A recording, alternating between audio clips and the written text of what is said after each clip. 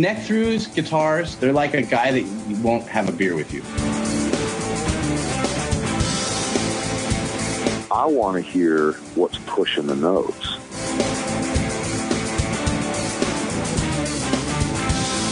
Freddie King and B.B. King, Albert King, and let's not forget Burger King. I don't want to blow my knuckle out. Stainless steel is the work of the devil.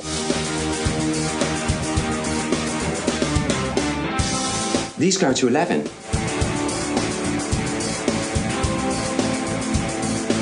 From the East Amplification Tone Labs in Baltimore, Maryland, it's the Amps and Axes Show with your hosts, Jeff the Godfather of Low Wattage Amps Bober and Mick Marcelino. Well, good day to you, Mr. Bober. Good day to you, Mr. Marcelino. It's a nice day, finally. It's a gorgeous day. Yeah. Gorgeous. Heat's been dealing with us a a little bit. Yeah, but I'm a summer guy, man. I like summer. Well, it's better than what we've had, Yeah, fall, winter, and well, it's theoretically still spring, but yes. We've had the unofficial start of summer because it's nice and warm and sunny, and yep, I am down with it. So as usual, we got to thank our fans. Thank you, fans. Thank you, fans. You guys have been kicking it pretty good, spreading the word around. This is how it lives. This is how it continues. And you've been clicking through our Amazon banner on our page, ampsandaxescast.com. And they've been clicking through the PayPal also, which is awesome. You can go out there and donate a couple shekels. That's right. Keeps the lights on, keeps this solid state hard drive. I don't know doing what. Doing what it's supposed to do, obviously. Yes, obviously. 'Cause we are once again on. So, and when you go to the webpage, go to the little icons on the right-hand side, right underneath there, and you will get to our Instagram and the Facebook and all the social Twitter, media. all the social media there. That's right. Follow us on all that crap. Like us, all that good stuff. I will follow you back on Instagram. I cannot follow you back on Twitter. Because we're full right now. We have to kind of get that balance a little bit different. Right. And but it's we need looking to share good. time with others on that social media. Yes. Thing. So yes. And we've been a little we've found, because now we've have over a year in this. Oh yeah. We're rapidly approaching a year and a half. We find that at summertime it seems like the numbers go down a little bit because people are busy and they're doing their thing. Oh, I know I am. I know you are. Yeah, so if you guys can, spread the word a little bit more and we can keep those numbers solid, that'll help us, because then our ratings, will look a little bit better and we won't look like we're... That's right. Deviating. Moving in the wrong direction. Yes, exactly. And, of course... Which we're not. Go out to iTunes and, give us a rating. We'd love the 5-star rating. Yes. And that helps us move up. So we've been getting some great reviews, and we can't thank you guys enough. Great reviews, emails, a lot of people listen, and they actually have thoughts on the show. It's so funny, too, because we hear, I see these emails, right? And I think, okay, well, we're going, this is the way, and then you get that one thing, and a guy's like, no, I don't like that. And I'm like, well, I just got 5 that said they do. It's so funny how you get that Mick, one. You can't please everyone. everyone. I know. And we try to. We try to keep it as generic. Broad, well, and generic when possible or necessary, but try to keep it as I guess as if we had to broad say as generic, possible. it would be, broad. It just, we try to cover the palette there. Right. Give you all the colors. Right. And sometimes it comes out brown. But, to some people. And look, if it's anything about something that a guest said, well, the guest said it, and they have every right to say whatever they want to say. Absolutely. And, I'm not going to stop them from saying anything. I'm not going to tell anybody that it might offend somebody because, A, I don't know, and B, it's their opinion. If they want to state it, that's fine. Yeah, I mean, we try to keep this... and to let everybody in on how we do this. I mean, it's their podcast, so we'll let everybody in. We rarely do edits. I don't really go into the edit part and cut out what people say. Yeah, this is not a cut and paste show. No, and I will only do that at the request of the guest. And because it may be sensitive to their thing. We've had a couple guests that have made that request. After the interview, they were like, hey, could you... In the heat of the moment, exactly. something may come out and you go, I probably shouldn't have said that. Yeah. And if they request that we do that, we oblige them, of course. We're not going to we don't want to offend our guests. We're not going to railroad anybody. No, not at all. I mean, we appreciate our guests. We want to have as many guests as we can all the time. Yeah. We don't want anybody to go, oh, these guys, they're jerks. Right. You don't want to go on their show. Everybody that's been on our show loves it. Yes. And they know they can say anything they want. And if they have some kind of special request, like maybe you could edit this out, fine, great. Yeah. But we rarely ever get that. And on top of that, I know you don't do a cut and paste on this thing, so you get what we get the same way we get it. Because we don't do any pre-interviews or anything like that. No. We hit go, and that's it. And that's the way I like it. That's the way I hope you like it. Oh yeah. And every guest seems to like it. So we just kind of unleash them. Yeah. So you get what we get. Yeah. And I hope you enjoy it as much as we do, because we enjoy the hell out of it. Yeah. But and so thank you. Yeah, so thank you. And I'm gonna enough of that. I'm gonna move on to something else. I was just reading a little bit of Guitar Aficionado. Yeah, you threw it to me, and I looked at it now, but I want you to say it because I want to kind of be blind to what. Well, it's just a couple of a page that I noticed that had a couple of guitars on it that just recently went up for auction. Yeah. And one of them being the Les Paul, supposedly the one, the Les Paul that Les always worked on and modified, and or had his guy who actually wound up being the owner or one of the owners of this guitar, because the article here doesn't mention the owner's name, but I think it mentioned owners plural. So somehow in the beginning it seemed like there was one person that owned it. Now it seemed like there might be more than one. But this guitar has been generating controversy for quite a while now. Some people saying, "Oh my God, that's the Holy Grail," and other people going, "No, that's not it. That's not the guitar." Yeah, and it looks different every time I see a picture of it. That's the whole thing. Every freaking time, there's something different about it. Now, I mean, in this picture, they've got it. The last picture I saw, it was pretty much either unloaded pickup wise, or it was like a single coil. It was half loaded, and there supposedly was some kind of hum canceling wound pickup or some sort coil underneath the pick guard. Yep. And this thing has what looks to be... It looks like two XL 500 Bill Lawrence pickups. And a single blade. Those are, double blade pickups. They're not pole pieces. They're double blades. With a chrome ring around them. Or chrome or white. Maybe it's a white plastic. Never know. Right. I mean, it could be black. It could be a 2-layer, a 3-layer. Could be anything. Plastic like a pickguard, Yeah. But anyway, two of those and a single blade in the middle. Now, I don't ever remember seeing anything like this on any of the other pictures of this guitar. So I don't know what they did to it before they actually... I don't know either.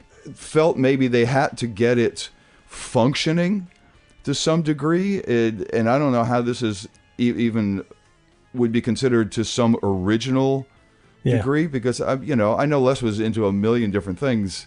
He was always experimenting all the time. Yeah, but I don't know that this looks like one of his experiments. No, it doesn't. And the thing I noticed is now with auctions, because I'm into the hot rods and I'm into cars and stuff, so I watch a lot of Velocity television.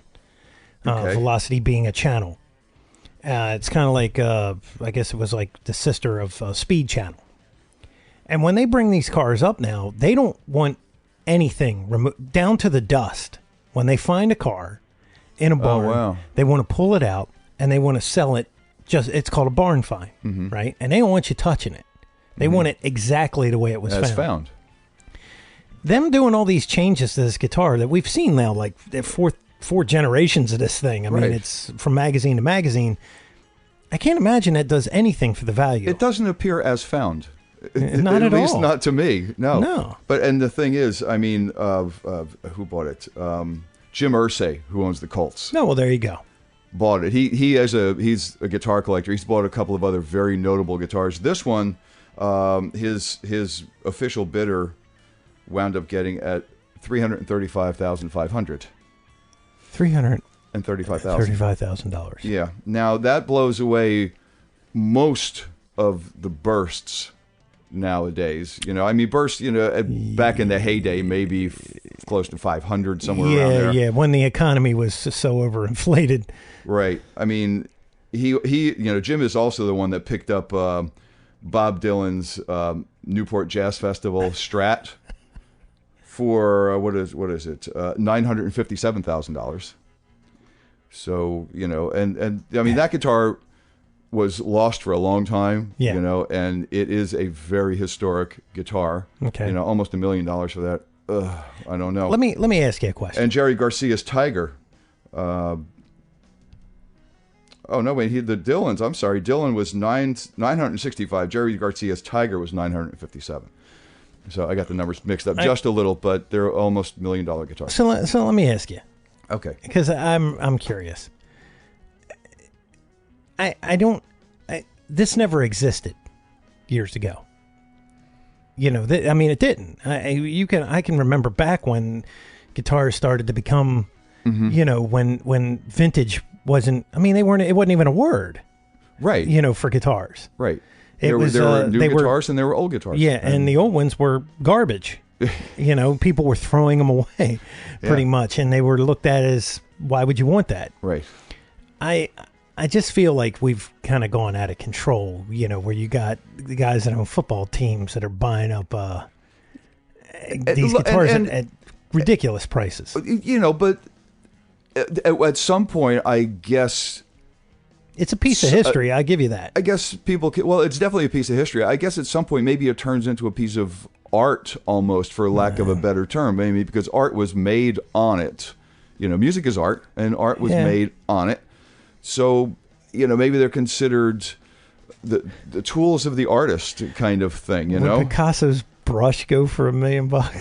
Maybe. I don't know. I don't know either. I don't know the art world. I don't know that either. Maybe one has. I don't know. I don't know. I just look at it and I go... Art's hundreds of millions for some of those things. So, you know... When we all go down to the brass tacks of it, we all know that it's just a plank of wood with some steel strings on. Well, the other one that really interested me, and this is really, my God, I read this and I'm going, I just can't believe that this guitar went up for sale, and the reason it went up for sale. Snowy White's, what is it, a 1950, what is it, a 54, I think? Is it a 54? Gold top. Let me see. It's got a tunematic bridge on it, right? Well, that bridge was given to him. Had to be put on there afterwards. Yeah, I'm trying to find out real quick here. 30. I'm sorry, 57. 57 gold top. 57 would have had a tunematic at that time. Okay, but this is a different one. But this guitar, you know, I mean, if nobody knows Snowy White, Snowy played with like live Pink Floyd with Gilmour and Waters and everything for a long time. He was the other live guitar player. I read there 38 years he used that guitar every day. It was his only guitar. 38 years. Do you know what kind of mojo is in this guitar? I mean, that is funk. That's got his DNA in that thing. Right. I mean, and some of... You know, he's responsible for playing night after night some of the most notable Pink Floyd licks ever written, you know? And there's probably a pound of his skin on that guitar. Yeah, I mean, because he was as big a guitar player in that live band as Gilmour. Yeah. You know? Yeah. And they would share solos and stuff. And Thin Lizzy. He was in Thin Lizzy for he toured with Thin Lizzy and Roger Waters' solo stuff. Yeah. You know, the bridge was given to him. I forgot who gave him this bridge. Anyway, somebody gave him that bridge. It's a replacement bridge, but somebody gave it to him a long time ago. A famous player. I can't even remember this right now. But he put this guitar up for sale because he had some shoulder issues that prevented him from playing for some time, like maybe a year or something like that. He decided that instead of this guitar sitting around for that amount of time, he'd sell it? He would sell it so that someone else could play it. I can't even imagine. Wow. I can't even imagine. I don't even know what to consider that. Is it such ultimate respect for the instrument, or is it such lack of caring for the particular instrument? In particular, I don't know. Obviously, it's a man that's comfortable with whatever's going on at the time, because to take the thing that you've been using for 38 years every day and to just sell it it blew my mind. It blew my mind. It's like, he probably knows that he's going to go back to playing guitar. And can you imagine picking up something different? Well, if you played the same guitar for 38 years every day, I couldn't imagine what that must feel like. Me neither. It must feel like you're bizarre. lost. And the thing, I'll end it here. The thing that really caps this off for me is the $335,000 for the Les Paul that we don't know really, much about, and it may or may not be the real deal, and it doesn't appear to be anywhere near close to what it was when Les passed. Yeah. Okay. This guitar, with all its history and all its mojo, and every note that's come out of this guitar for the past 38 years. I think I saw this. This guitar sold for $93,000. Well, there you go. You know how many bursts just in a store, how many bursts beat that price? Oh, and yeah. somebody got this piece of history for $93,000. That just blows my mind. That is, that's a bargain. It's a complete bargain. The other one may be a complete farce, but that is a complete bargain.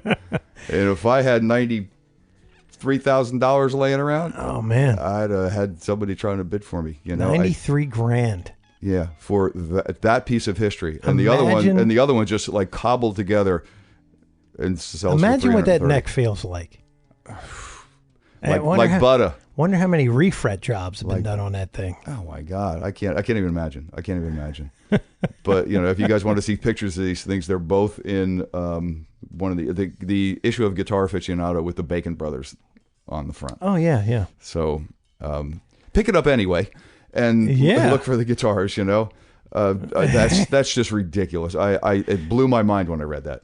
So yeah, that's but there it goes. That shows you like a lot of the people that we talk to, right? If you're a musician and you really are deep into it, and you're not just the flavor of the month or the big artists that we've all grown up with, but somebody that may be a little bit behind the scenes, just a little bit, you can see that a guitar that's been played for 38 years, probably been on countless, God knows what. Yeah. You've heard it more times than you could probably imagine, and it goes for $93,000. But yet, I would put that instrument above, all the stuff that you see out personally, there. I would put that above every burst out there. Yeah. Because bursts are just guitars that were made, and okay, there's only so many made, and there's only so many left. Yeah. And that might be worth something. And we all know not every one of those is the Holy Grail. Far from it. Back then, absolutely. But now there's But you know what I mean. Yeah. And there was what they're hit and miss. There was only 1,200 of them made. I don't know, but yet I think I've seen 1,800 of them. Right. And they go for stupid money. Yes, they go for insane amount. And there's only one of these. Mm-hmm. Yeah. Go figure. I can't. It's definitely, it's where is that dollar? You can't predict that. No. Now if something would be, if his name went up, it would definitely. I mean, we know who the guy is, but he doesn't hold the clout like a Van Halen or a Eric Clapton. we interview so many of not his caliber, but we interview so many of these guys. I mean, out of all the guests that we've had, I think, if we had a Snowy White, I think maybe. Well, I'm not. I might have to retract that statement. I was going to say maybe more people know him than some of the guests we have, but that's not true. That is not true. No. But the guests that we have, a lot of them are people that are all over the place. On lots of things, on many stages. Yeah. And not a lot of people know about them, and that's that's what I think the case is here. Probably where. He's got some respect in his community. Only some people know who Snowy White is and what he's done. Mm-hmm. Yeah. And I only knew of him because of, God, I used to see it all the time. I think it was a Carvin ad. Something. I used to see his name. Snowy White? Yeah, it was like they were using something that maybe like a set of Carvin pickups or something. I have no idea. But it was years ago. I used to see his name all the time, and it was like some kind of catalog or maybe one of the Guitar Player magazines. And I used to think, what the weirdest name. But it had him associated with Thin Lizzy. Yeah. That was it. Yeah. At that time. There was nothing else for that. So I don't know. It's just one of those things. It's like, yeah, you put Clapton's name on there, and that guitar would be $1,093,000. Oh, for sure. But it's Eric Clapton, right? Or Jeff Beck. Anybody. But I mean, all these guys pretty much came from the same school of rock. They were all around at the same time doing the same kind of stuff. Clapton maybe a little bit earlier, but I don't know Snowy's complete history. If you really think about it, Snowy probably busted his ass a lot harder in music than any of those guys, because he was that kind of guy in the back. Yeah. He was the Nicky Morock. That's true. Or the Paul Pesco, or, God, we've had so many now. Well, I tell people about it all the time, and it's so funny to see their reaction. They're like, who's Paul Pesco? And I said, yeah, you know who he is. Yeah, you do. You don't, but you do. Yeah, you don't, but you do. You do. And they're like, really? And I'm like, yeah, there's another world of people out there. Well, we're going to get into another world of people. Today our guest. Yeah, I'm a little stoked about this. Yeah, he wow, this is another bass player. Wow, we got a run of bass players lately. Anyway, he plays bass, but he's a guy like behind the scenes because he owns a major guitar company. Yeah, he's owner and CEO of a company, and he's also out playing bass with some pretty cool people on stage on a pretty regular basis. So we're going to talk to a bass player and somebody who's into the total of manufacturing and owning of a major guitar corporation in this country, based in Tampa, Florida. So on our way back, we're going to bring you Mr. Elliott Rubinson. Hi, this is Randy Hansen, the original rock tribute to Jimi Hendrix, and you're listening to Amps and Axis. Okay, we're back, and as promised, we have CEO of Dean Guitars and a hell of a bass player on top of that, Mr. Elliott Rubinson. Elliott, how are you, my friend? Hey guys, how you doing? Nice to be on here. Thank you for calling. Oh, thanks for being on with us. And we don't have to get into the rough time you had, but we had to reschedule with Elliott, and my response to him was always family first. Oh yeah. So that's all we need to say about that. But thanks for rescheduling with us, man. We really do appreciate it. I take all these interviews very seriously, and I appreciate any chance to talk about both my companies and also my playing career, and I take that very seriously. So thanks again. Well, cool. Well, man. let's get into some serious shit here then. Yeah.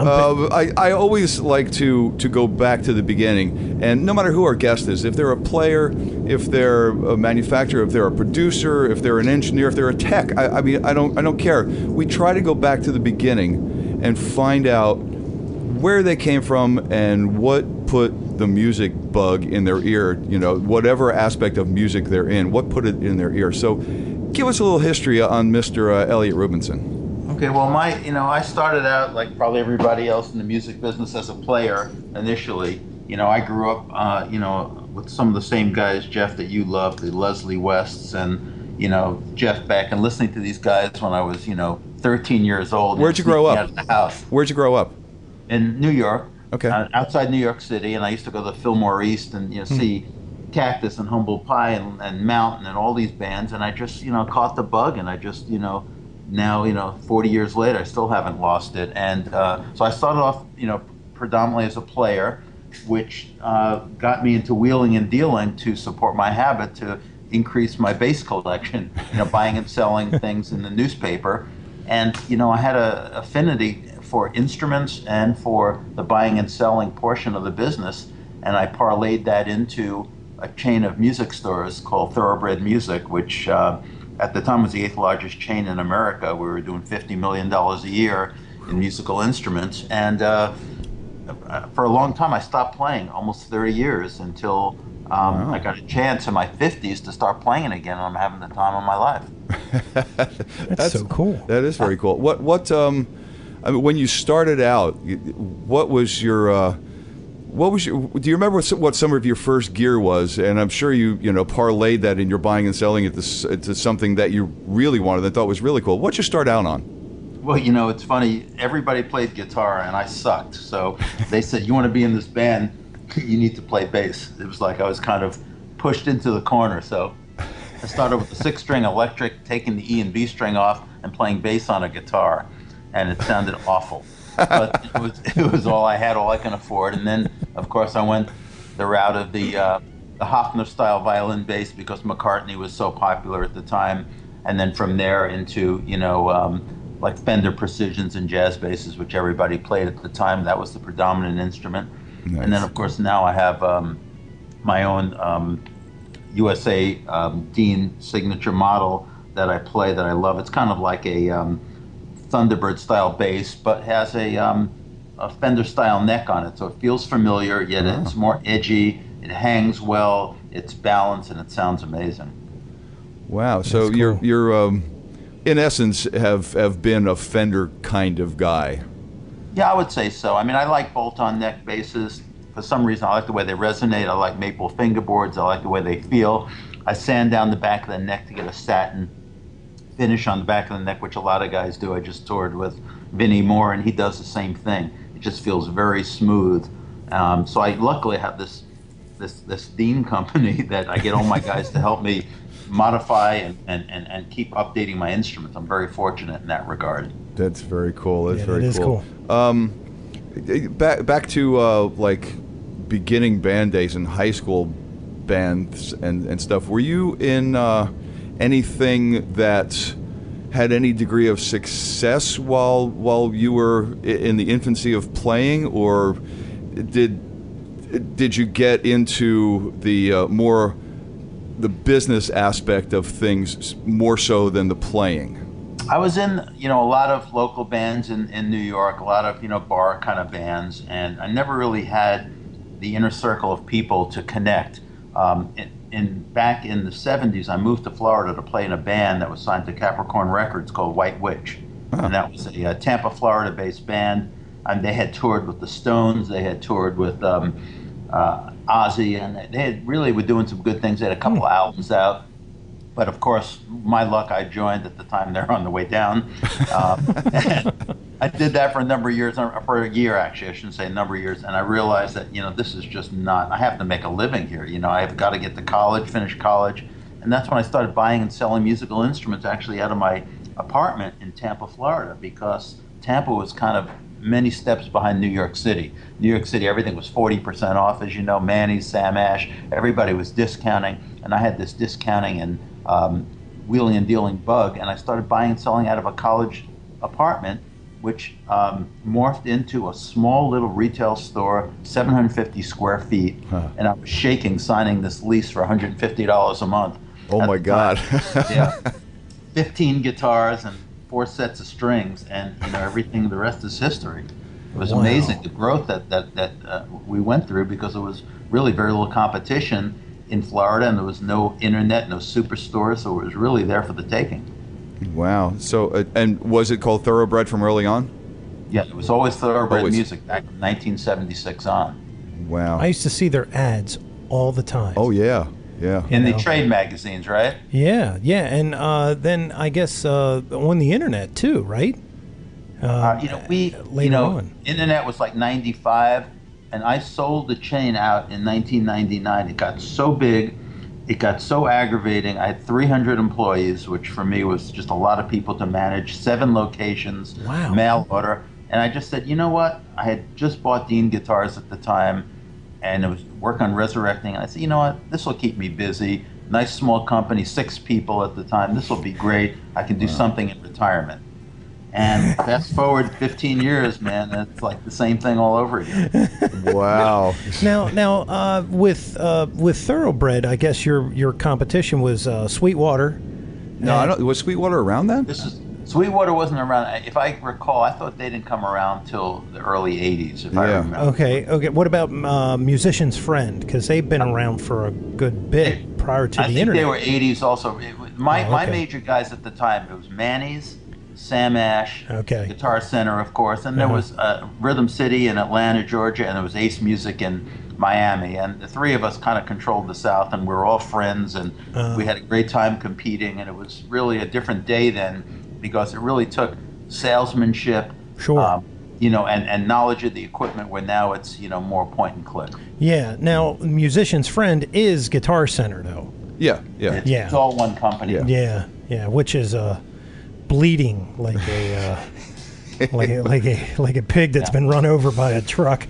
Yeah, I don't know. I don't have really comment on that. I hate to say they're one of our dealers and they do a lot of business with us. I know they're changing the way they do business, in terms of how the stores are set up, and I'm sure they're making some good moves in there that need to be done. Yeah, no, they're in the midst of a major restructure. I just don't understand in business acumen. Yeah, I never saw how a company could survive with a 30-day money-back guarantee on like almost everything in the store.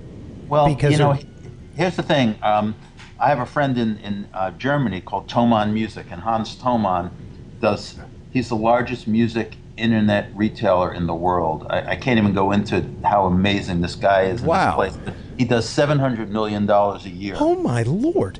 And he gets in returns of 10% of his sales. So he gets $70 million. He does more in returns than most chains will ever see in a year. Whoa. But it's roughly 10% that he says come back. People buy sometimes so they can use it for a weekend or really don't like it or whatever. So that's just something that you have to build into the cost of doing business when you do mail order. Wow. Because I do know people that have purchased from like a GC or go, I need this for the weekend, but I know I can bring it back on Monday morning, and that to me, I could never do that. I'm just not that kind of guy, I just couldn't do that. If I buy something, I bought it. Yeah, that's a rental, isn't it? Exactly. And that's fine. If they offered rentals, I would rent what I needed for the weekend. Yeah, that's fine. Exactly. But yeah, some of the guys just do that all day long. I got a special gig. Listen, there's always a percentage of people who are going to try to get over on you. Luckily, the vast majority of the people are honest, good people. Yeah. And you don't have to deal with this, 9 out of 10 times. Gotcha. Yeah. I see. Yeah. So they 10%. I guess you could live with $750 million. You should be able to live with $70 million. Man, that's taking back, whatever, 1,000 boxes a day in returns. I mean, I can't even comprehend. Oh, that is a staggering number. I'm sure he's got more than 300 employees. They have about 1,200 people in Germany. They're basically in the middle of a cow pasture in a small town called Treppendorf, Germany, where the population of the town is 150 people. So he has to pull people in from all the surrounding towns just to help him run his business. But he's a great operator, and the people who are great operators, who are on the edge of technology, who treat their employees fairly, are the people who are succeeding right now. Sure. Wow. Yeah. You've got to have a leg up. You've got to have an edge that somebody else doesn't have somehow. And obviously he's found something that works for him. I don't know whether it's sales. I don't know whether it's service. I don't know whether it's price. I don't know what it is. Probably all the above, Jeff. Wow. Yeah. Wow. That's crazy. Is most of his clientele Europe, or is he? He's so big. Does he have to? Are a lot of his clients international, or does he just service Europe because that would be the easiest thing to do? I think the majority of the business is Europe, but he has different rooms in his call center where people speak the languages of the different countries. So he'll have an Italian room. He'll have one to cover Spain. He'll have, obviously, Germany is a big part of his business. But he trades in different currencies all over the world. I mean, he's really got it down. I mean, it's just an incredible operation. But there's, look, Sweetwater's great. Musician's Friend is great. There's some great guys in the U.S. as well. So, Absolutely. Wow. Well, I didn't want to get into the dealer aspect of it, but that was a staggering, fact that you just threw at us. So that was very cool to hear. Wow. Where was I when we went there? We were.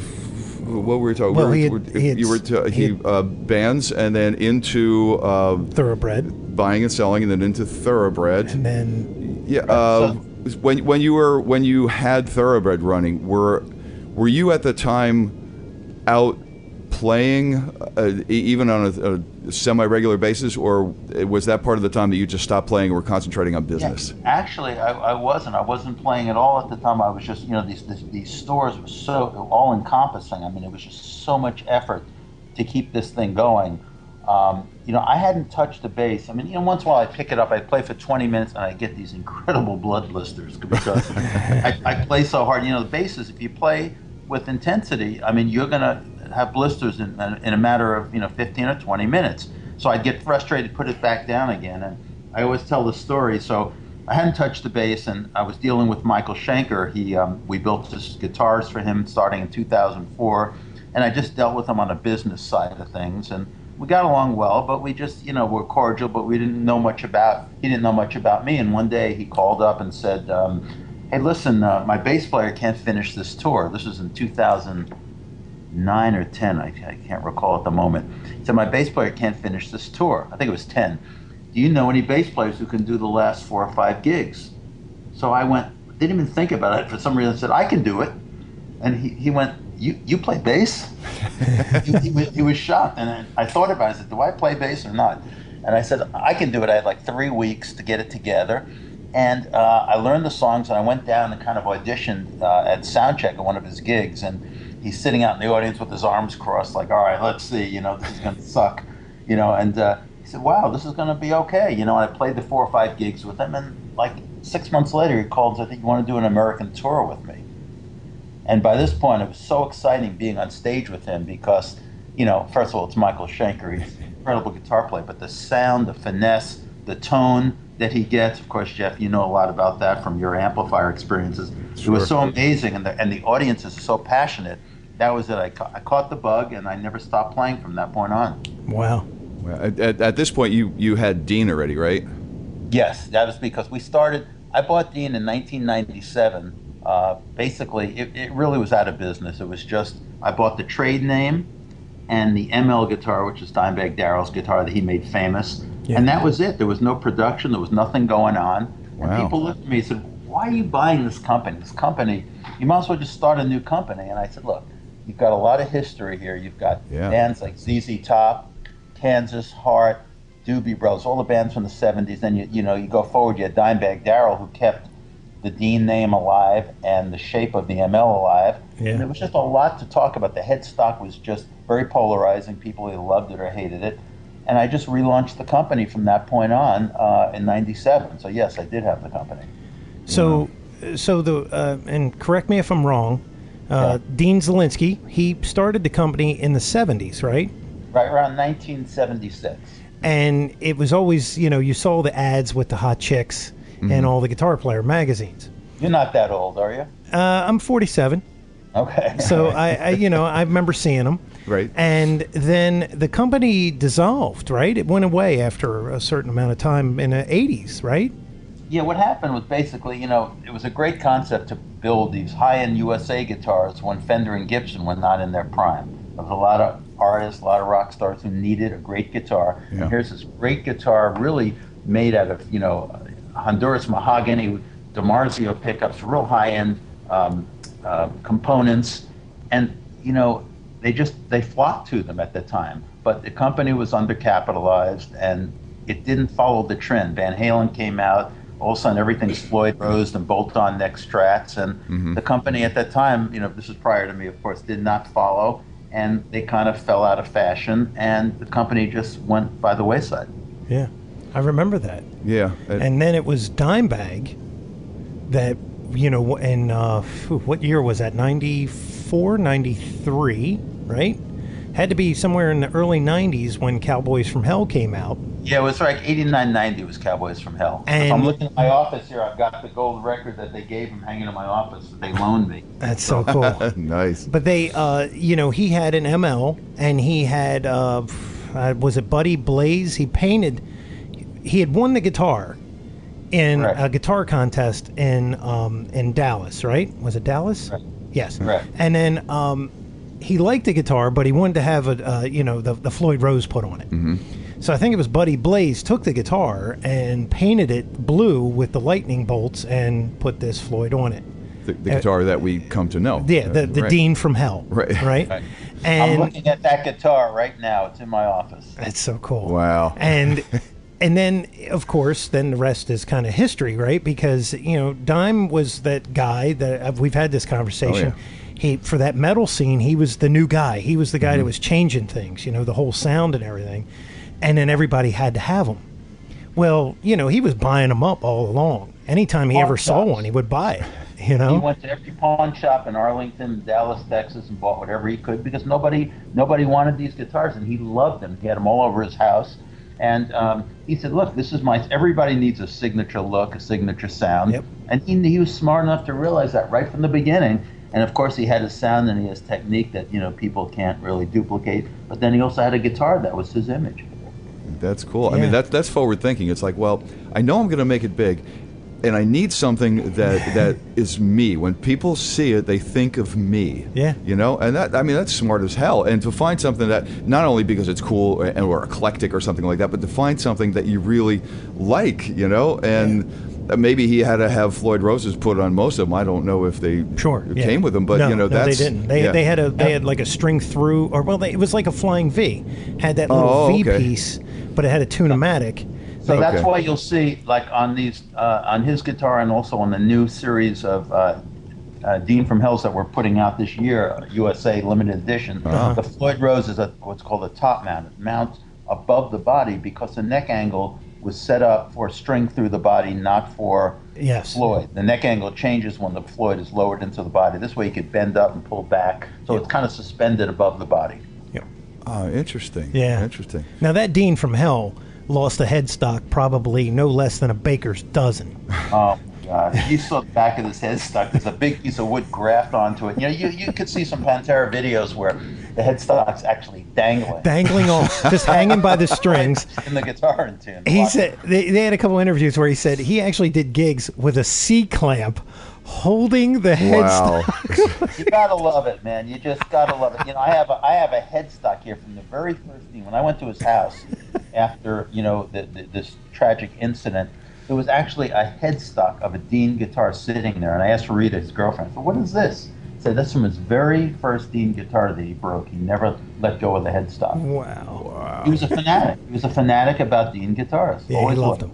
Yep. That's great, man. That is great. And like I said, it was fortunate for both sides, him and Dean, that he found something that became his signature. And that was so cool. Then, as that story goes, he went over to Washburn because they were affiliated with Randall. And correct me if I'm wrong on this. And then after the company got restarted again, Dean Guitars, he then got a signature model over there. He left Washburn and Randall. What happened was, Dean Guitars, as I told you earlier, basically went out of business. It was just a dormant company. Mm-hmm. So he was playing MLs, and he said, I want to have a signature guitar. So he went to Washburn because Dean wasn't producing guitars at the time. Back in 2004, I'll never forget it, he calls us and said, "Look, I really want to come back to Dean. It's what I play. It's what I play in the studio. It's what I recorded all the records with. It's really what I want." So we arranged for him to come to Florida and come here and look at the guitars. So I'll never forget, it was a hurricane that day in Tampa, and I've been waiting so long to meet him and get him over here.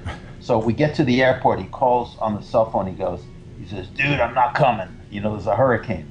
I went, "Oh, shit." After all this planning, all this waiting, and I feel this tap on my shoulder. I turn around, it's him in the airport.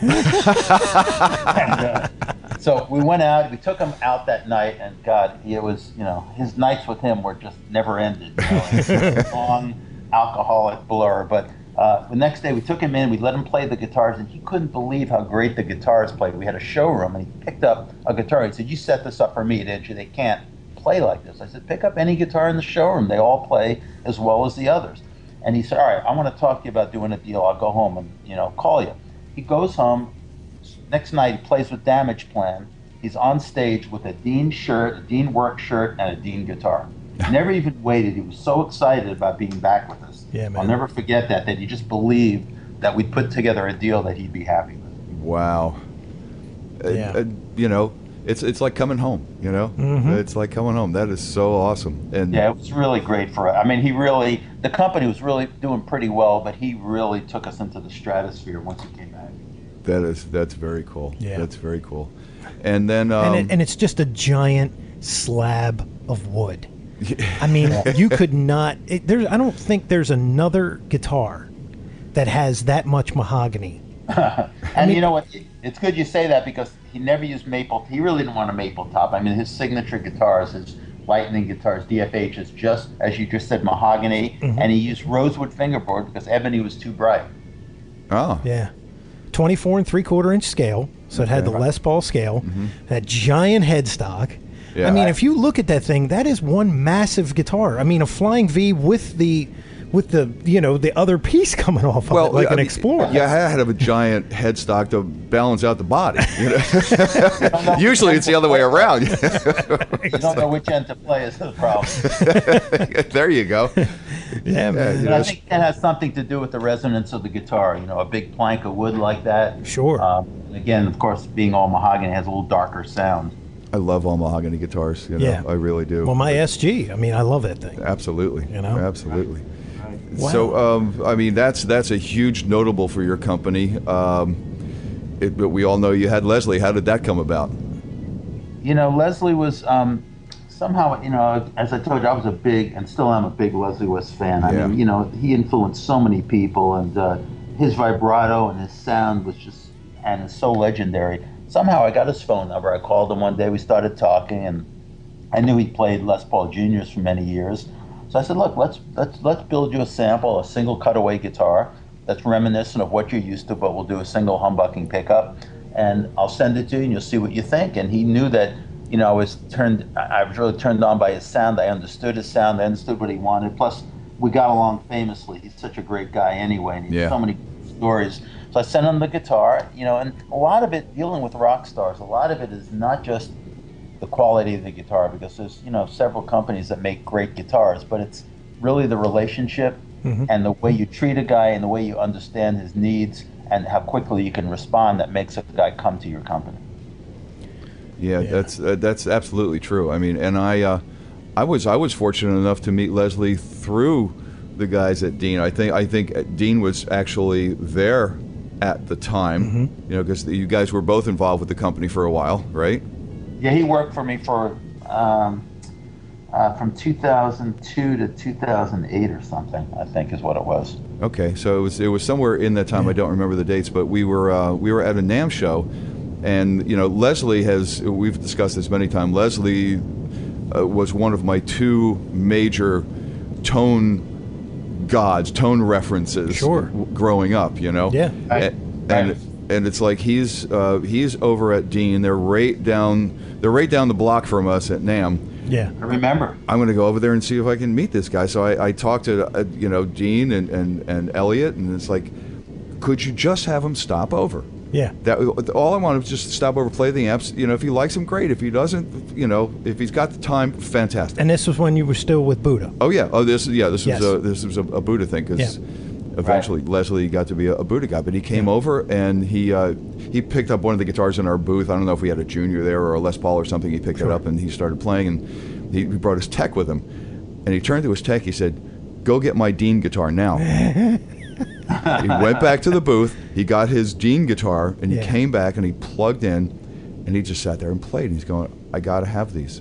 It was like, for him, the perfect combination. That's cool. You know, his new Dean guitar and now this new tone, but it all sounded like Leslie. Yeah. You know, And he knows what he likes immediately. I mean, you know, he plugs in, he either likes it or he doesn't. It's not like he needs a week to play on this thing. It's instant, you know, good or bad, right off the bat. Yeah. Now, the piece that you know, Jeff, I own number 37 of that Signature USA model. Oh, that's right. Of the Dean. The Dean. Oh. Yes. And How do you like it? I love the guitar, but I'm not a collector guy, and I could not bring myself to play it on a daily basis. So I ended up giving it, selling it to a guy who was a collector.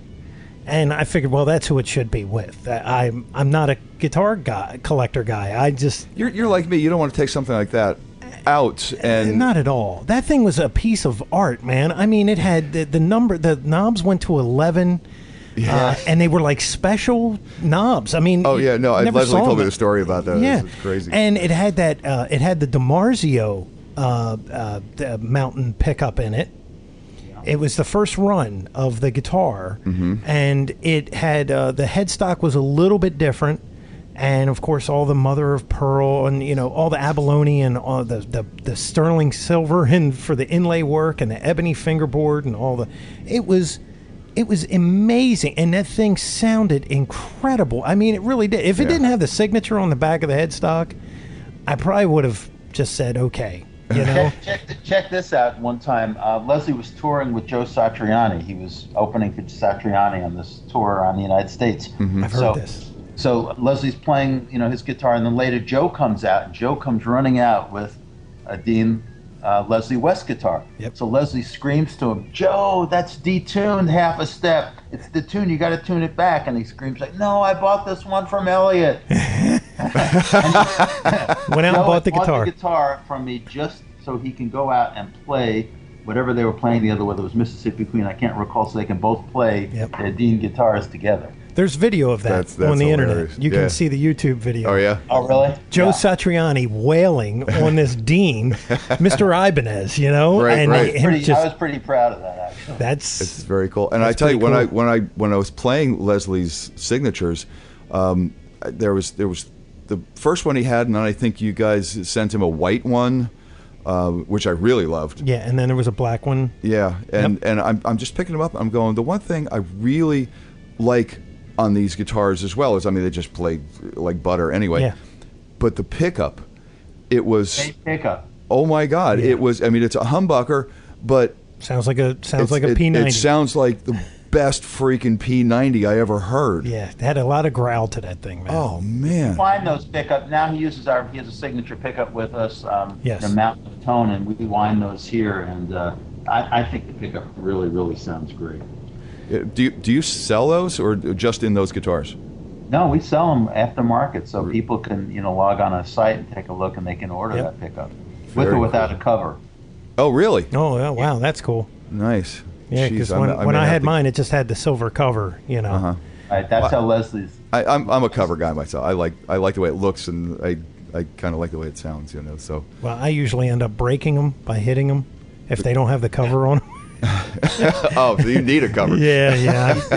Easy to do. I've done that a couple times. Yeah. Well, cool. Wow, I didn't know you sold them. I haven't looked. So that's very good. It's good for me to know, and good for our audience to know, because but you cannot get the volume knobs that go to 11. I know that for a fact. Well, that was definitely a Leslie thing. He definitely wanted that. Oh, for sure, for sure. But yeah, fantastic guitars. What else don't we know about in your line? I mean, is there something that you want to tell our folks about that they really got to try? Because both of those guitars are just fantastic. But do you have a favorite?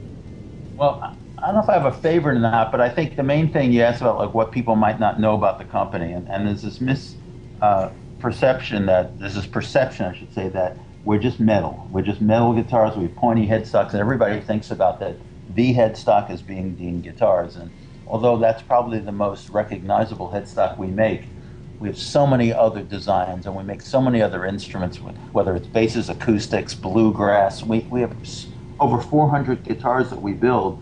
Dave Mustaine came to us in 2007 and wanted a signature Dean guitar. The thing he didn't like was the V headstock, because he had used a 6-in-line headstock for his entire career, other than early on.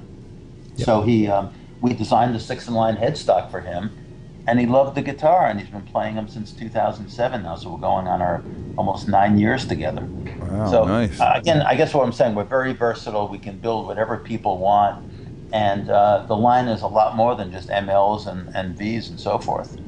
Yeah, they have a what is it called, the Thoroughbred, right? Thoroughbred. The Thoroughbred is a name that actually after my chain of stores. That's too cool. But yeah, it's a single cut. It's similar to what Leslie plays. Yep. So again, we have a single cut. We have a guitar called the GS, which is similar to your SG. Mm-hmm. And there's just a lot of different instruments. We're constantly coming out with new things. Acoustics are a big part of what we do. in terms of favorites, I really love the USA guitars. We only build about close to 500 USA guitars a year. Wow. And the ones that really sell the best are the signature artist guitars, the Dimebags, the Dave Mustaine. Michael Schenker's guitars are huge. Everything we build is pre-sold, with a lot of it going to Japan. There's a lot of collectors in Japan. Wow. Yeah. We build single cuts, we build custom double necks, and I'm really proud. We have a very small staff of guys, so the consistency is there. And I love the way those guitars turn out, to be honest. That's awesome. And I forgot you do the Schenker thing too, which I got a chance to play years ago. Here's another one too, Rick Emmett. I've seen a Rick Emmett V. That's a single pickup, and it's white. I've actually seen it for sale. It's but what a cool guitar! And I was like, where do you get that one? Wow. One year he came to NAMM. We contacted him. He came to NAMM with Leslie, and we had both their signature guitars there at the same time. And he wanted, in the early days, he had a white V just like this, one pickup. He used a wireless at the time, so we put the input jack on the top horn instead of at the bottom. I think it was multi-ply binding, ebony neck. It was a really cool guitar. I can't remember exactly how many we made, but it was under 100. Wow. Yeah, they do these very small runs of most of these, USA models. So if you're getting one that's kind of like a one-off. Yeah. Not too many people are going to have it. Yeah, that's a very low number for handmade guitars from a major manufacturer. Yeah, and I can tell you by the Leslie model, that thing was it was the best USA guitar I have seen in years. Thanks. Thank you. It's I was really proud of the way this came out. It had a very deep dish on it, a beautiful maple top. Yeah. And the carve was beautiful, yeah. And the flame was insane. I mean, you can tell because, see, some other manufacturers that put flame on their top of their guitars that are made in USA, they can't, because their numbers are lower, they can really select the wood specifically for that run, right? You mean Dean? Correct. Yeah, Dean. Yeah, right. Some of the other manufacturers that are making 37 a day or 150 a day or whatever, that flame isn't going to be as nice as it is. It won't be as consistent. We pay a lot for our tops. We pay a lot for our tops, but we we return, I should say, whatever we feel is not a 5/8 top. Yeah. So that's why you see that consistency. Yeah. Awesome. So it's why when you see one of those signature Leslie West guitars, I don't care what number it is, by the way, you can get number 1 or you can go to number 101. They all look like they just huge flame on them. I was very impressed with that. It was deep. It was beautiful. I saw it. Yep. So of course you have your signature bass. That's been showing up on a lot of stages lately. I mean, you said you're out with Schenker quite a bit, I guess, right? It started out the way it started. I started out with Michael, and nobody knew me, and like I said, I hadn't played in a long time, and I did a few world tours with Michael. I played Tokyo at Sun Plaza with him. Played all through Japan, South America a few times, a few U.S. tours. I mean, played a lot of gigs, a lot of Europe. Played at High Voltage Festival in England. We had a great time, and then I met Uli John Roth, and I started touring with him, and I toured with Uli. I've done 70,000 Tons of Metal cruise with him. I played through South America with him. We just did a U.S. tour together in January, February, and that went great. It was called Extreme Guitars. Actually, I'm so sadistic. I played with all 3 bands. It started out with a band I have called Black Knights Rising, which is Vinny Appice on drums, and Craig Goldie on guitar, and John West singing. So it's a kind of 3-piece with vocals. Oh, wow. So we'd open the show, we play an hour set, I'd take a break, change my shirt, go back out, and then I did a set with Vinnie Moore. Oh, wow. And, that was fantastic. Vinny's a fabulous player. Oh, yeah. And then go back and have a drink and a beer, and then come out and play a set with Uli. So, I mean, it was just an unbelievable, surreal tour. We played 27 gigs in 28 days. Wow. Yeah, one day off. And 3 gigs a night for you.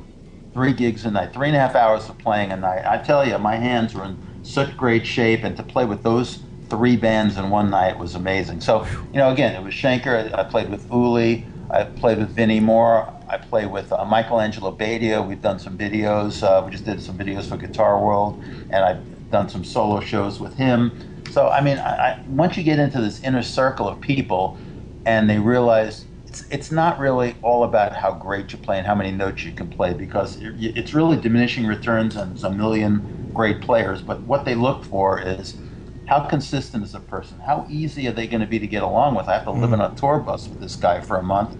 How is he low maintenance? Can he get his equipment together? Does he have spare basses? Is he a problem, or is he easy to get on and off stage with? That's what really makes the difference. And we have heard this from so many guests. Absolutely. Guys that are touring musicians, and will tour, do one tour, get off that tour, be off for a week, and then go hop on another tour, and that's how they stay busy. They are the guys that are easy to get along with. They know their shit.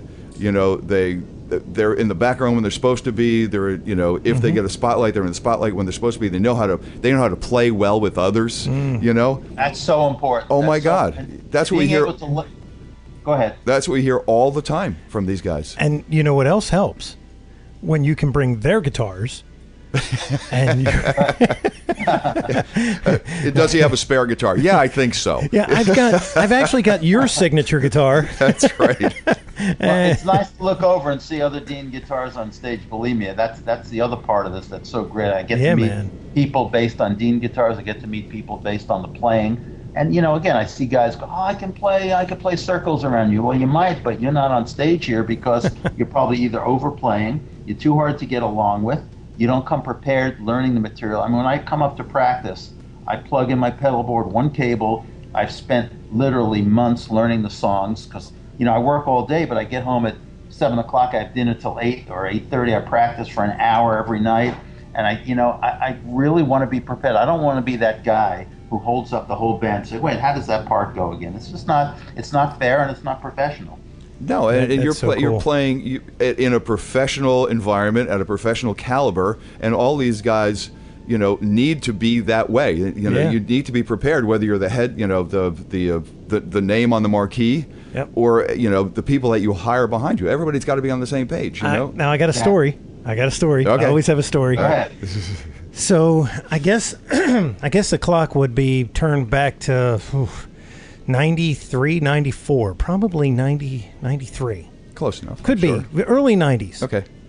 And that's when I met this character. But we'll go back. We'll go fast forward when I met up with Jeff at the Hippie Fest. Leslie West was playing.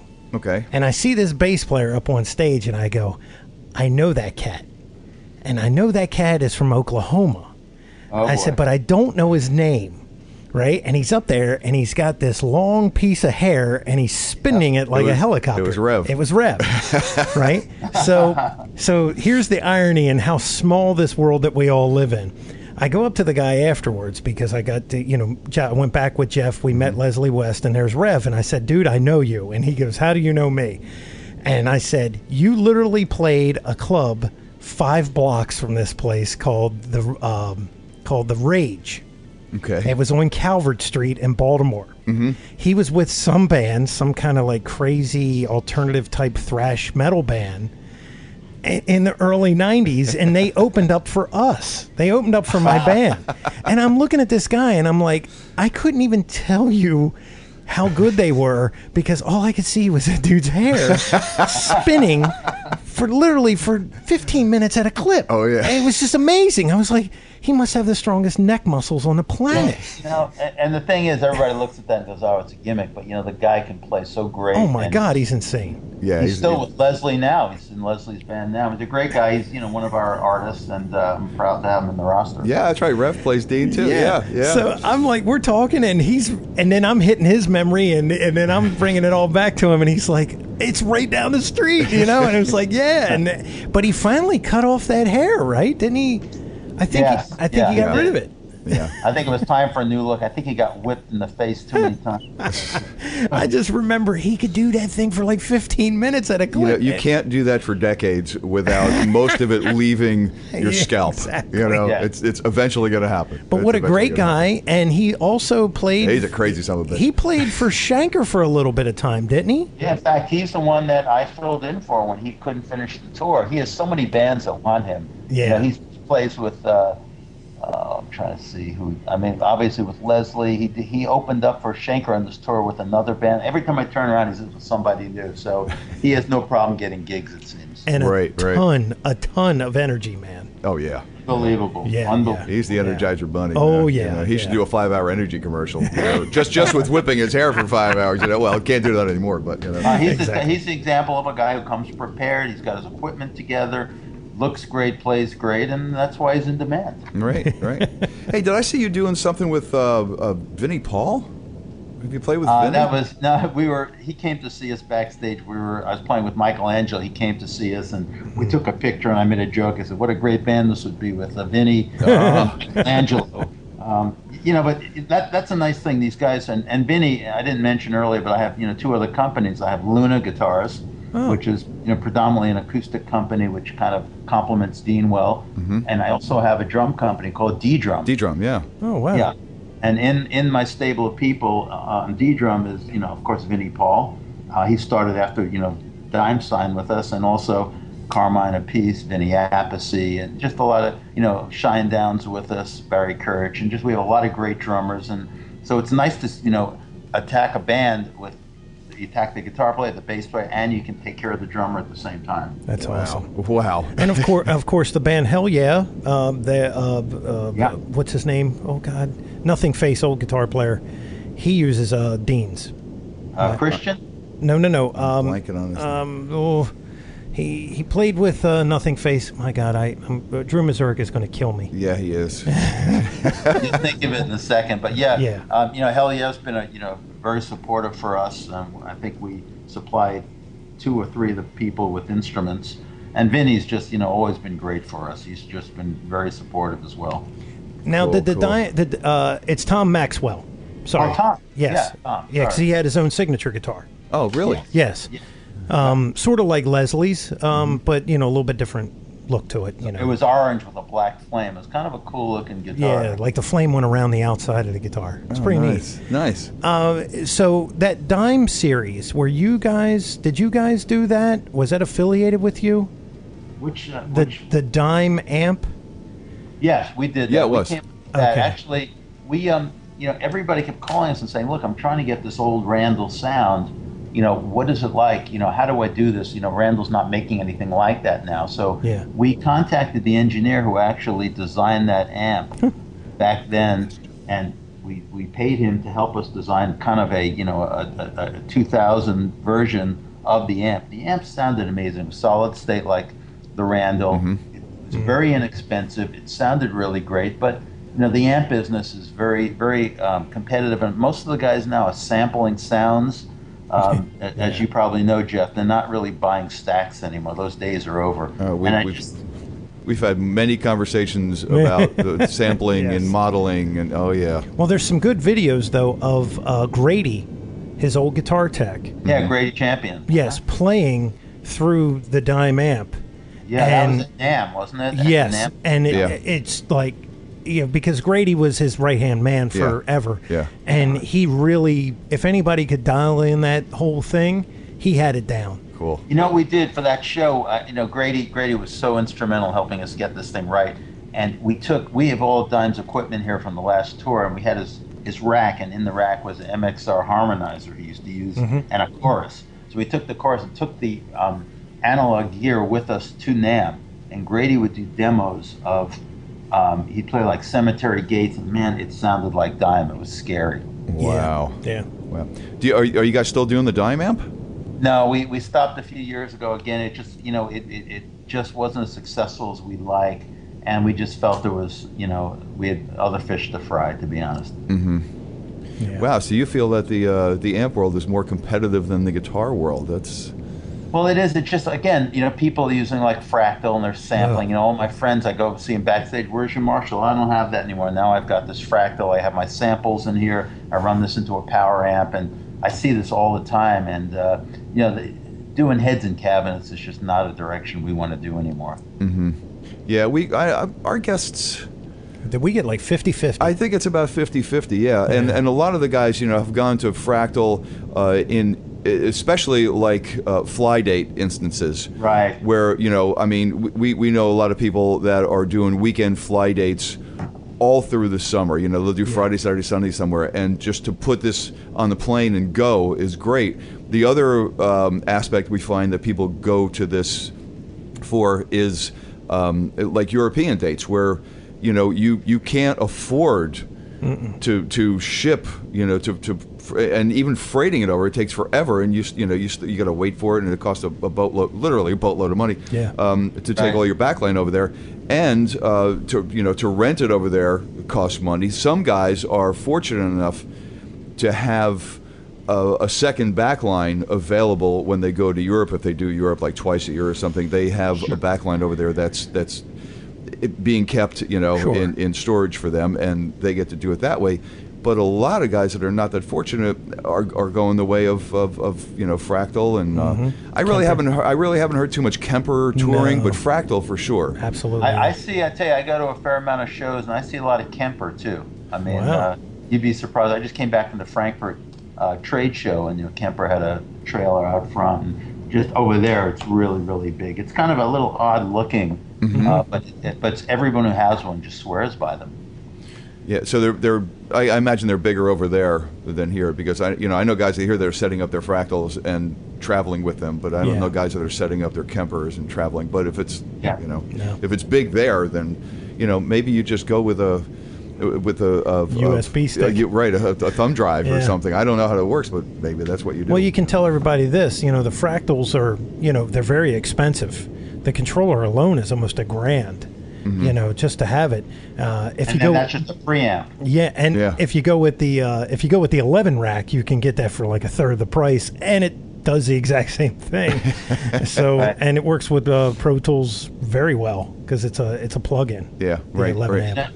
I still go, and I still want my, you know, I have a Meteoro endorsement with a company called Meteoro in South America. I just want my head, I want my pedal board. I just want to know what I'm dealing with and deal with the same thing all the time. But yeah, you're right. If you're playing overseas, you have to go with backline, and so often the backline gear is just so beat to death. It just, the worst thing you do is show up to a festival, you haven't played through the amp yet, you plug in just to find out the tubes in the SVT are bad or whatever. It just ruins the whole day. Yeah. Now, Meteoro, something I'm not familiar with. Tell me.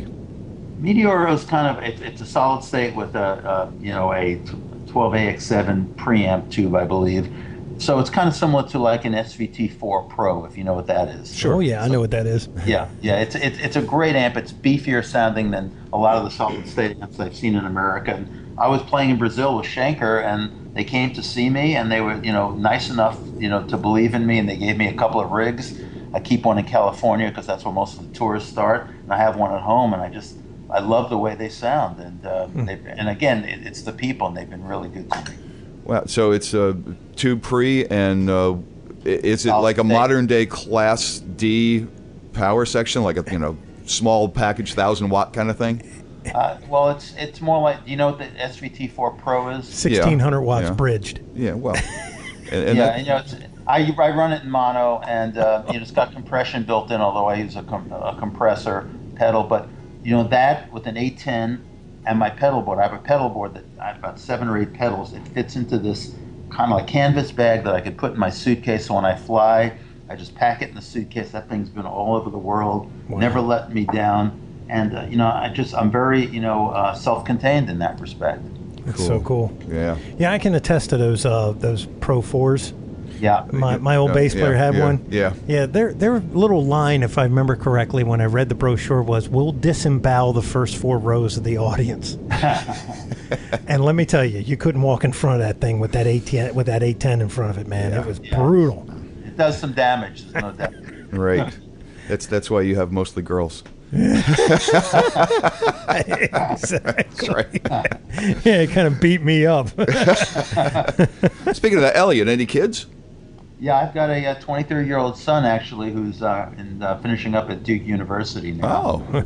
So not a musician, but he appreciates music, comes out to some of the gigs. He came out to, in fact, we played at BB King's in February with this Extreme Guitar Tour, and he came out, and he likes it, and he looks up at me like, what the hell are you doing up there at your age? But, you know, I'm having the time of my life. I tell you what, man, I got to start a guitar company because he's playing with a legend like Michael Schenker. Yeah. Is that the coolest thing ever? It's and it's funny. It's like people always say, "What's it like playing with two different German guitarists?" And they're so opposite. It's not even funny. Michael, is very, rehearses, wants everything to be perfect. He wants it very polished, and that's why he's who he is. Yeah. And then Uli, it's like I have to beg him for one rehearsal. Please run through the songs once. Are you serious? Wow. Oh, absolutely. I would almost expect the opposite. I would almost expect the opposite. Wow. Wow. That Uli, is cool. there's times I go up there, I said, who's going to be in the band? I do not know. We'll see when we get there. It's like you don't get to rehearse. It's a jam every night, which I love because every night is different. Sure. And we'll break into something like Dark Lady in the center section, different every night. And that keeps you on your toes and makes it fun. Yeah. Wow, that's crazy. That's crazy. Man. I would think Uli would be more the perfectionist. He just seems so further out there. And, Sure. and that can be creative, but I also think that it would take a lot of rehearsal and diligence to be out there and performing well, because that kind of takes a perfection of its own, Yeah. He listen, like I said, it's all about living on the edge. He's a major Jimi Hendrix fan. He lived with Hendrix's girlfriend for many years after Jimmy's death. And he's just a fanatical. He could tell you every show Jimmy played. He's an incredible person. He has every show he's ever played, that Uli's ever played, on an Excel spreadsheet going back to the 60s, color-coded based on, did he like the show? What was it like? Was it exceptional? Was it average? Did he have equipment problems? It's incredible. Wow. No wonder he doesn't have time to rehearse. He's entering spreadsheet data. Good point. That's funny. Oh my God. I know, Jeff, you told me this, and we deviate off of these topics so much, but Michael Schenker, he had like this magical 50-watt Marshall, right? Wasn't that? Well, it's not so much magical. He likes a particular model. Okay. Again, we get into the backline issue. There was some backline provided for him at one of the NAMMs where he was playing. Leslie was playing. Elliott, I know you were there. 2009 or 8 or something. Probably somewhere around there. And was it during the speech when Leslie goes, "If you want a Fender, that comes on your car"? No, I don't know about that, but I believe his model was the 2005.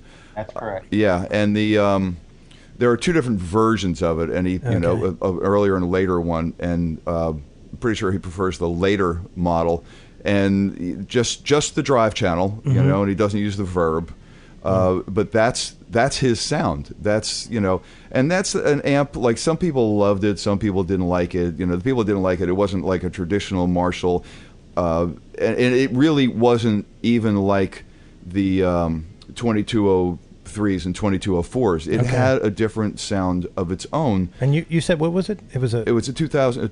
50 watt. Yeah, the 50 watt. Yeah, Okay. and that was his model. Okay.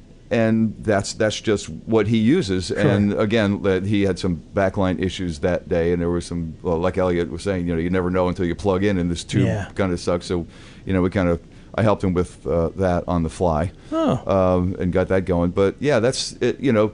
Nothing really special, but another amp that you really wouldn't think somebody honed a signature tone with, but he did. Now, did he take a wah pedal, turn it on, put it halfway, and walk away? Yes, he uses a dime bag wah, believe it or not. Yeah.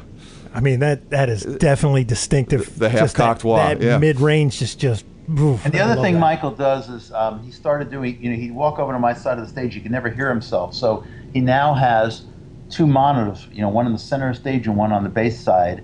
And he has a volume pedal, and he could now walk across the stage and hear himself all across the stage. Oh. So now you'll notice he'll wander further from the Marshall, where he used to stay directly in front of the amp to get his sound. Wow. That's pretty wild. Yeah, well, you gotta hear what you're playing. You do have to hear that, even though you know what you're doing. Sometimes you do have to hear the nuances to make sure they're right, and But it's 20. I'm sorry, 20. It just popped in my head. 2205, not 2005. 2205, 2205, yeah. But it helps to hear yourself all over the stage, and I'm Sure. glad. Some guys are not comfortable with with front wedges, front monitors. But well, his wedges have Celestion speakers. There you go. Custom wedges built with Celestions, just like his Marshall. So instead of hearing it through, a 15 and a piezo or a horn, he's hearing it through a guitar speaker. Yeah, instead cool. of a foldback. Yeah. Exactly. Yeah, and, that's pretty cool. I just did the same thing at the last Yes, gig you did. saw me at. I brought out a couple of front wedges. Matter of fact, they're one for me and one for Rob, and that was the first time I had used them, and that was an interesting experience. Yeah. So it's pretty cool. Well, now we got to take a tour of this factory, man. I got to get down there. Anytime you guys want to come down, been you there. check it out. We're open. We do tours every Thursday, and we have a group called DOA, Dean Owners Association, and we have members from all over the world, and we have an outing once a year. We're going to do it this year, That's too probably cool. in October, and people come in, they see how guitars are built. They have first access to new models. It's kind of an insider's look into Dean guitars. So wow, nice. if you guys ever want to come down, you're more than welcome. Well, I like Very the cool. idea that they have the small American shop because the quality is going to be at its best. Mm-hmm. A lot of times these companies, they slap the Made in USA on it, but when you start getting out and you got 300 employees working in this big factory, you're going to see where it falls off because they're, the numbers are much higher. Right. Well, And it starts to, you're going to lose something there. And I wonder if everything is really in some companies, without mentioning names, I just wonder if everything is made in the U.S. sometimes. I wonder if sometimes the guitar maybe is cut overseas and it comes here and gets painted and assembled. I'm not sure. Oh, I'm all sure. I can tell you is everything on our guitar is made in America. All the processes are done in America, and if you come here, you can see it being done. Watch the videos. That's cool. There's videos out there. oh, cool. Matter of Right. fact, what I may do is I'll try to find them, put them up on our front page when I run the show. All right, great. And that way everybody can see how everything's done right there, man. Well, there you go. Yeah. And everybody you can go to www.deanguitars.com. You can see everything. Yep. There's links to where you can go to make any purchases if you can't find it in your Mm-hmm. neighborhood. And we try to make it as easy as possible for somebody to acquire one of our instruments. Yeah, and I recommend one of the USA models just to get your hands on one time and play it because it is Excellent. definitely above its own. Yeah. I've played a few. and, Oh, yeah, man, they yeah, rock. I love them. I really did. I really did. So I just wish I had Thank you deeper for- pockets. all right, someday, Elliott. Thank you. Yeah, man. Thanks. Thank you guys. It's very fun. It's fun to talk shop. It really is. I love doing it. It's it's something I enjoy, and it's what we all grew up on. And anything I can help you with, please give me a call. Well, cool. And likewise, I don't know what that would be, but likewise, So again, thank you for being able to reschedule with us and taking the time out of your busy day and telling us about Dean Guitars and Elliott Rubinson in particular. So I really do appreciate it, man. And I hope you have a great rest of the week and much continued success, my friend, in business and playing. Yes, sir. Thank you guys so much. I appreciate you taking time for me as well. Right back at you. Have a great one, man. Thank you. All right. Take it easy. Thanks. Bye. Bye. Well, there you have the story. This is awesome. You know me and guitars, man. I know. It's just like the stories just keep going. And, Dime was one of those guys, man, that I've really gravitated towards because, Absolutely. being a metalhead, I had the hair.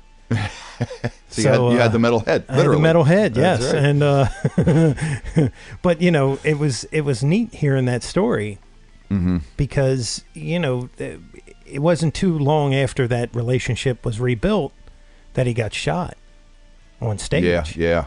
And he had left. He was not using Randalls anymore live. He was using crank amplifiers, which are now they're gone. Right. And so that was just. I wanted to hear that little bit of that story there. Mm-hmm. So, I mean, anybody that's got a dime amp, you probably have one of not too many. Yeah. And let me tell you, they did a really good job. He kind of downplayed it a little bit, I guess. Mm-hmm. But I've heard that thing sounded just like the original Randall from back in the day. And that one was, he won that in a contest. Everything he won in a contest, and then they finally banned him from doing the contest anymore. Wow. Yeah, he would just go out there. He was one of those guys that I knew a DJ that was in Dallas, And he was at a local rock and roll station. And Dime and those guys used to go out all drinking all night. And he would come in, lay on the floor, because he was literally wasted. Mm-hmm. They had put the headphones on him. They put a mic down by him. They had his guitar plugged into a little amp that ran into a feed. And then people would call up and they'd try to stump him with a song, and he would just play it. And he goes, I didn't know if he was passed out or not. And he would just start playing the song. Wow. They said that was the kind of guitar player he was. But they, very heavy into the sauce and to the extracurriculars, yeah. Deep into the cups, as they say. And, but what a great, how do you imagine, think about this, Jeff. You have your company here, right? Mm-hmm. And then, Eric Clapton starts playing one of your amps. And he's like, hey, why don't you come out on tour with me? Right. Okay. But there's the other thing, you still got a company to run. Yeah. And Elliott manages to do both when he's out on tour. He's still, I would assume, actively involved in the company. Sure. When he's out on tour. And they don't just have their USA line; they have a Korean line. Right. That is a very well made instrument. And I guess we should have touched on this a little bit. They make a very good import model. Mm-hmm. I've played them. Right. They're not bad guitars. No, not at all. They do very well, guitars. and their quality control is very high. Yeah.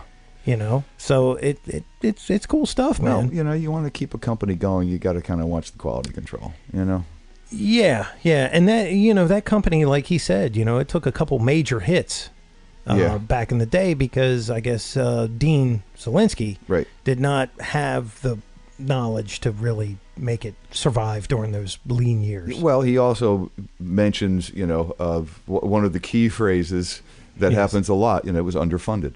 Yes. And sometimes it takes a decent bit of money to make a decent bit of money, and it's a lot of companies, you can do it on a shoestring if that's all you're looking for. Mm-hmm. And that's fine. People make a fine living doing that. Yeah. But in order to you take won't a see company, them in music stores. Right. You're doing that. Right. In order to take a company and build it to the point, we've had this discussions of, where on the curve it's easiest and where it's hardest, and to take it from being something that is probably doing smaller numbers or struggling, and to take it to the next level, it does take a substantial amount of funding. And I guess Elliott came in at the right time, and just coming from Thoroughbred, which was a major big money music company. It's he was able to take it and bring it back. So that's fortunate for him. Awesome stuff, man. Yeah. I just it's very cool. Some of these stories are just I go back and I re-listen. I hear other podcasters and they go, I never listen to my show. I'm like, well, I have to listen to it because I produce it. But when I listen to it, I'm like, man, I didn't even pick that up the first time through, and it's just like, that does happen sometimes. Some of these stories are just so cool, and I'm like, wow, Mm-hmm. But he's another guy that's having the time of his life again. Oh my God! Just Can you imagine? out there playing with some very cool people. Yeah, toured the world. Yeah. Why not? If you can do it, do it. Absolutely. So until next time, my friend. That's right. I am Mick Marcelino. You got it right once again. And you. I'm still Jeff Bober. And you got it right. I knew I'd get it right one of these days. We are always saying onward.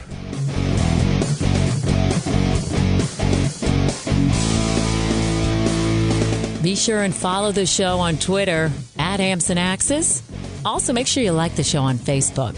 For news, comments, and everything else, visit the webpage ampsandaxescast.com. Thanks for listening.